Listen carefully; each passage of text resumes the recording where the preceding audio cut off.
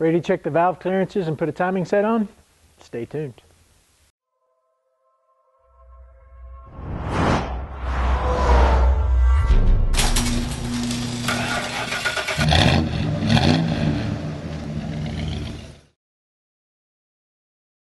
So the first thing we need to do is find our top dead center, our true top dead center. So we've taken our number one piston, we've put some tape around the ring lands, and we're going to install it into the block and torque it down so that we can check and find our top dead center.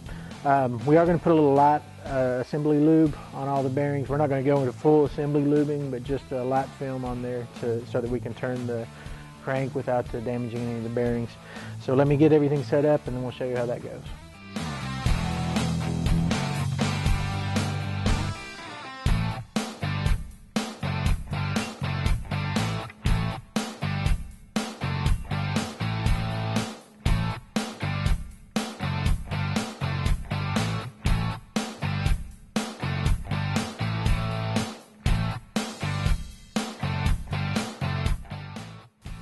So we've got our piston installed. We're just going to snug down the cab bolts on the rod.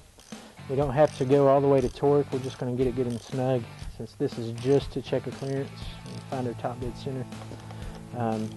We don't want to crank it down. We certainly don't have to go all the way to the torque specs on it. So we'll just snug it down.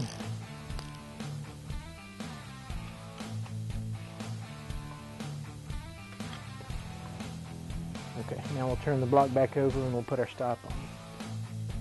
So we're trying to find our top dead center. We've put this tape on to protect the cylinder, but it's interfering with our stop, so we're going to cut it out around so it doesn't interfere with our reading on that. So let's get a knife and we'll cut that out before we can check it.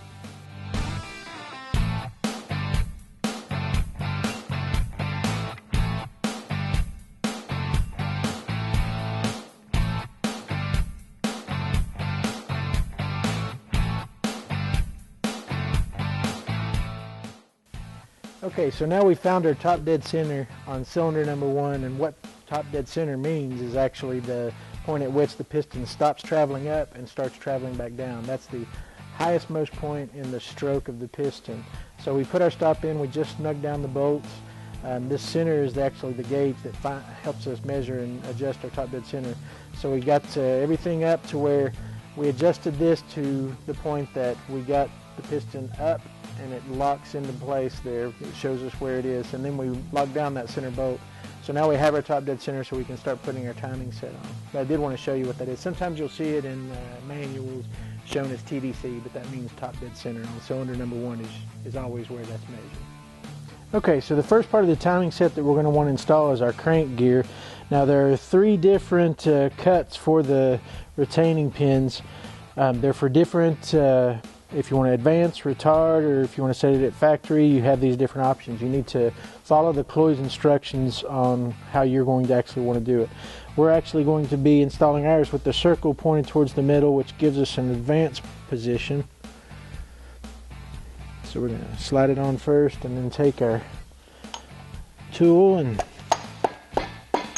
tap it on.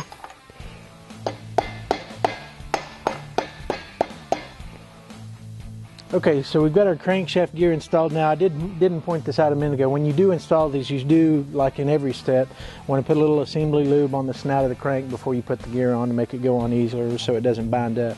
And it should sit completely flush against the base of the snout. We've got it on. Now we can get the rest of our timing set and show you how the Cloy's Hexa Adjust works.